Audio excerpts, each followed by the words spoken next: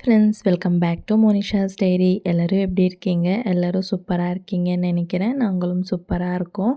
இன்றைக்கி விலாகில் ஒரு Sunday vlog தான் உங்கள் கூட ஷேர் பண்ணிக்க போகிறேன். ஸோ லாஸ்ட் விலாகில் நான் சர்ப்ரைஸாக அம்மா வீட்டுக்கு போயிருந்த விலாக் ஷேர் பண்ணியிருந்தேன் இல்லையா? அங்கே 1 வீக் ஸ்டே பண்ணிவிட்டு ரிட்டன் வர்ற அன்றைக்கி எடுத்த விலாக் தான் இது. ஸோ ரிட்டன் ஆல்மோஸ்ட் 15 டேஸ் கிட்ட ஆயிடுச்சு.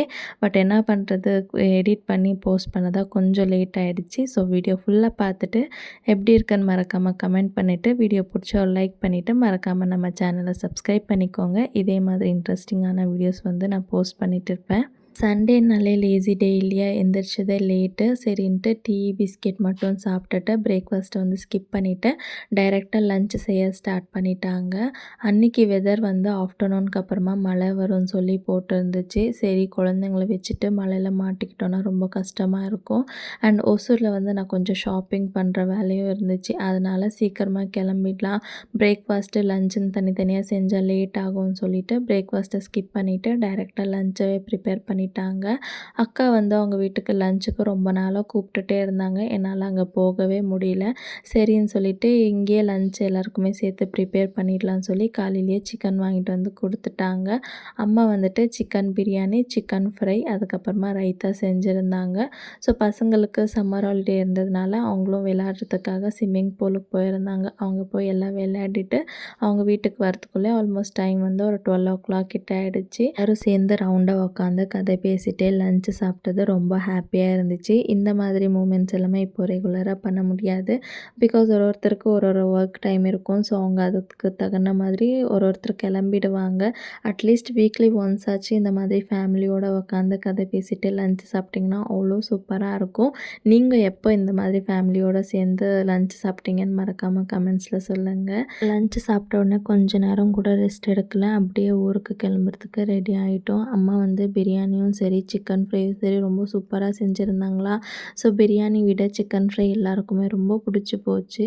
ஸோ நல்லா இருக்குன்னு சொல்லி நானும் கொஞ்சம் எக்ஸ்ட்ராவாக சாப்பிட்டுட்டு, ஒரு பக்கம் தூக்கமாக வருது, ஒரு பக்கம் டைம் ஆகுது, சீக்கிரமாக கிளம்பணும்னு சொல்லிட்டு ரெடி ஆகிட்டு இருந்தேன். அதுக்குள்ளே பாப்பா அவங்க அப்பா கூட சண்டை போட்டுட்டு இருந்தா. அப்பாவும் சரி அம்மாவும் சரி 1 வீக் ஸ்டே பண்ணிவிட்டு அதுக்கப்புறமா நெக்ஸ்ட் வீக்கு அம்மா ஊருக்கு கூட்டிகிட்டு போய் விடுவேன், இங்கே இருன்னு சொல்லி எவ்வளவோ கேட்டு பார்த்தாங்க. இல்லை, நான் இருக்க மாட்டேன், நான் அம்மா கூட ஊருக்கு போகிறேன்னு சொல்லிட்டு கடைசியில் ரெடி ஆகி நிற்கும்போது நான் இங்கே 1 வீக் ஸ்டே பண்ணுறேன்னு சொல்லி அவங்க அப்பா கிட்ட சண்டை போட்டுட்ருந்தா. அக்கா பசங்களுக்கும் லீவ் இருக்குது, சரி 1 வீக் ஸ்டே பண்ணிவிட்டு வரட்டும்னு சொல்லி பார்த்தா கொஞ்ச நேரம் எல்லார் கூடயும் சேர்ந்து விளையாடுவான். அதுக்கப்புறமா எனக்கு போர் அடிக்குதுன்னு சொல்லி புலம்பிகிட்டே இருப்பான். அதுவும் இல்லாமல் நான் இருந்தாலே ஒரு வாட்டி என்னையே ஏமாற்றுவா சாப்பிட்றதுக்கு. நானும் இல்லைன்னா எல்லாரையும் ஏமாற்றிட்டு சாப்பிடாமல் இருப்பாள். அம்மாவும் வேலைக்கு போயிடுவாங்க. அப்பா ஒருத்தர்னால இவளை சமாளிக்க முடியாது. சரி, நம்ம நெக்ஸ்ட் டைம் இப்போ போயிட்டு அம்மா வருவாங்க அப்படி இப்படின்னு ஏதேதோ கதை சொல்லி ஒரு வழியாக அவளுக்கு ஊருக்கு கிளம்புறதுக்கு கன்வின்ஸ் பண்ணிட்டோம். ஸோ நாங்கள் ரெடி ஆகிட்டு இருக்க கேப்லேயே அக்கா லெமன் ஜூஸ் செஞ்சு குடிச்சிட்டு போங்க, ரொம்ப வெயிலாக இருக்குன்னு சொல்லிட்டு லெமன் ஜூஸ் தான் செஞ்சுட்டு இருந்தாங்க. ஸோ லெமன் ஜூஸ் எல்லாமே போட்டு குடிச்சிட்டு அங்கேருந்து நாங்கள் கிளம்பிட்டோம். ஸோ போகிறப்போ எவ்வளோ ஹாப்பியாக இருக்குமோ, ரிட்டன் வரப்போ அவ்வளோ கஷ்டமாக இருக்கும். ஸோ இன்னும் ஒரு வீக் எக்ஸ்டெண்ட் பண்ணிவிட்டு எங்கே இருந்துட்டு வரட்டுமான்னு சொல்லி கேட்டேன். சரி, அதுக்கு நெக்ஸ்ட் வீக்கே உகாதி இருக்கிறதுனால சரி வீட்டுக்கு போயே ஆகணும்னு சொல்லிட்டு அங்கேருந்து ஒரு 2-3 நாள் எனக்கு ஒரு மாதிரியே இருந்துச்சு. எங்கேயாச்சும் ஊருக்கு போயிட்டு வந்தாலோ இல்லை அம்மா அப்பா இங்கே வந்துட்டு போனாலும் அந்த ஒரு 2-3 நாள் எனக்கு எந்த வேலையும் செய்ய இன்ட்ரெஸ்டே இருக்காது, ஏதோ ஒரு மாதிரியாக இருக்கும். ஸோ உங்களுக்கும் இந்த மாதிரி நடந்திருக்கான்னு சொல்லி கமெண்ட்ஸில் சொல்லுங்கள். ஸோ எல்லாருக்கும் பாய் சொல்லிவிட்டு ஊருக்கு கிளம்பிட்டோம். வீட்டிலேருந்து கிளம்பும் போதே டைம் 3 o'clock கிட்ட ஆகிடுச்சு. வெதர் செக் பண்ணி பார்க்கும்போது 5 o'clock கிட்ட மழை வரும்னு சொல்லி போட்டிருந்தாங்க. எங்கே போய் மழையில் மாட்டிப்போமோன்னு சொல்லிட்டு தான் கிளம்பணும். அவ்வளோவா டிராஃபிக்கும் இல்லை, ஜஸ்ட் சிக்னல்ஸ் மட்டும்தான் போட்டிருந்தாங்க. அப்போ தான் என் ஹஸ்பண்ட் இந்த கார் காமிச்சாங்க. நானும் நார்மல் கார் தான் இருக்கும்னு சொல்லிவிட்டு நான் அதை அவ்வளோவா அப்சர்வ் பண்ணல. அதுக்கப்புறமா பார்த்தா அந்த காரில் 2 சீட் தான் இருந்துச்சு. நான் இதுதான் ஃபர்ஸ்ட் டைம் பார்த்தது BMW காரு. நீங்கள் இந்த கார் பார்த்துருக்கீங்களா இல்லையான்னு கமெண்ட்ஸில் சொல்லுங்கள். அப்போ தான் எனக்கு ஒரு டவுட் வந்துச்சு, ஏதாவது பேச்சுலர்ஸ்க்கோ இல்லைனா நியூலி மேரிட் கப்பல்ஸ்க்கு இந்த கார் நல்லாயிருக்கும், ஃபேமிலி பர்சன்ஸ்க்கெல்லாம் இந்த மாதிரி கார் அவ்வளோவா சூட் ஆகாதுன்னு சொல்லி என் ஹஸ்பண்ட் கிட்ட சொல்லிட்டு இருந்தேன். ஸோ அங்கேருந்து ஒரு 3:40க்கெல்லாம் நாங்கள் அத்திபெல்லிக்கிட்ட ரீச் ஆகிட்டோம். வெங்கடேஸ்வரக்கு போகிறது போகிறதா பிளான் இருந்துச்சு. நான் இதுக்கு முன்னாடி வெங்கடேஸ்வரில் குழந்தைங்க ட்ரெஸ் மட்டும்தான் பர்ச்சேஸ் பண்ணியிருக்கேன். லேடீஸ் செக்ஷனுக்கு விசிட் பண்ணது கூட இல்லை. அக்கா ஒருத்தவங்க வந்து அங்கே லேடீஸ் ட்ரெஸ்ஸஸுமே நல்லா இருக்குன்னு சொல்லியிருந்தாங்க. சரி அதை நான் பார்க்கலான்னு சொல்லி போயிருந்தேன். எனக்கு மட்டும் ட்ரெஸ் வாங்கணுன்னா ஏன் இப்படியெல்லாம் நடக்குதுன்னே தெரியல. அங்கே போய் ஃபஸ்ட்டு கிரவுண்ட் ஃப்ளோர் ஃபுல்லாக ஒரு ரவுண்ட் அடித்து பார்த்தேன். அப்போவே பார்த்தேன் பில்லிங் கவுண்டரில் செம்ம கூட்டமாக இருந்துச்சு. அந்த கிரவுண்ட் ஃப்ளோர் எவ்வளோ நீட்டத்துக்கு இருக்கோ அந்த லைன் ஃபுல்லாமே பில்லிங்க்காக வெயிட் பண்ணிகிட்டு இருந்தாங்க. சரி நம்ம இன்றைக்கி பர்ச்சேஸ் பண்ணாலும் பில்லிங் போடுறதுக்கே ஒரு 3 மணி நேரம் 4 மணி நேரம் கிட்ட வேணும். சரி ஜஸ்ட் வந்துட்டோம். சரி சும்மா ஒரு ரவுண்ட் பார்த்துட்டு குழந்தைங்களுக்கு இங்கே எப்படியும் ட்ரெஸ்ஸஸ் வந்து நல்லாயிருக்கும்னு தெரியும். லேடீஸ் செக்ஷன்லேயும் போயிட்டு எப்படி இருக்குன்னு பார்த்துட்டு அதுக்கப்புறமா பிடிச்சா வாங்கிக்கலாம், இல்லைனா ரிட்டன் போயிடலான்னு சொல்லிட்டு சும்மா பார்க்கலான்னு சொல்லி தான் ஃபஸ்ட் ஃப்ளோருக்கு வந்து போயிருந்தேன். கலெக்ஷன்ஸ் வந்து எனக்கு அவ்வளோவா பிடிக்கல. மாடர்னாக இருந்துச்சு. அண்ட் போடுறவங்களுக்கு பிடிக்குமோ என்னவோ தெரியல. ஃப்ரண்ட்டில் வந்து ரொம்ப வீ நெக்கு இல்லைனா ரொம்ப டீப்பாக இருந்துச்சு. நான் எப்போயுமே அந்த மாதிரி ட்ரெஸ்ஸஸ் எல்லாமே ட்ரை பண்ணதில்லை. ஸோ எனக்கு வந்து அவ்வளோவா கலெக்ஷன்ஸுமே ரொம்ப பிடிக்கல. ஒருவேளை உகாதி பண்டிகை இருக்கிறதுனால எல்லோரும் வந்து எடுத்துகிட்டு போயிட்டாங்களா என்னன்னு தெரியல. எனக்கு எதுவுமே பிடிக்கல.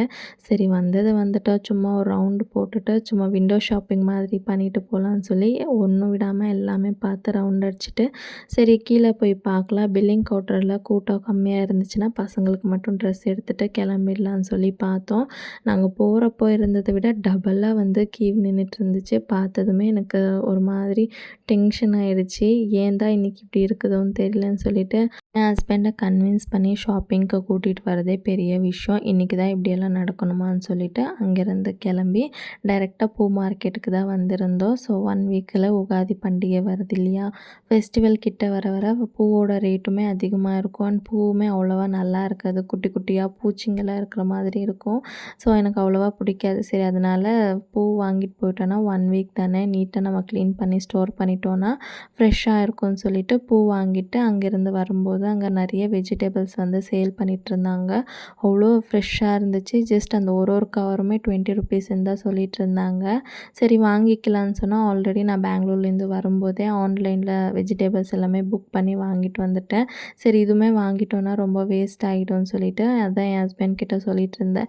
நீ எப்படியும் ஆஃபீஸ் முடிச்சுட்டு இப்படி தானே வருவேன், அப்போ நீ வந்து வீக்லி ஒன்ஸ் இங்கே வந்து வாங்கிட்டு வரலான்னு சொல்லிட்டே வந்தேன். வாங்கிட்டு அங்கேருந்து டைரெக்டாக ட்ரை ஃப்ரூட் ஷாப்புக்கு போயிருந்தோம். அங்கே கொஞ்சம் ட்ரை ஃப்ரூட்ஸ் எல்லாமே வாங்கிட்டு அப்போ தான் எனக்கு ஞாபகம் வந்துச்சு, பவானி மஹாலில் வந்து பிராண்ட் எக்ஸ்போ போட்டிருக்காங்கன்னு சொல்லி இன்ஸ்டாகிராமில் ஒரு ரீல் பார்த்தேன். சரி என் ஹஸ்பண்ட் கிட்ட சொன்னேன், சரி கூட்டிகிட்டு போ, பிராண்ட் எக்ஸ்போ போட்டிருக்காங்க, அங்கே போய் பார்க்கலாம், அங்கே ஏதாவது ட்ரெஸ் செட் ஆச்சுன்னா வாங்கிக்கிறேன்னு சொல்லி கேட்டேன்.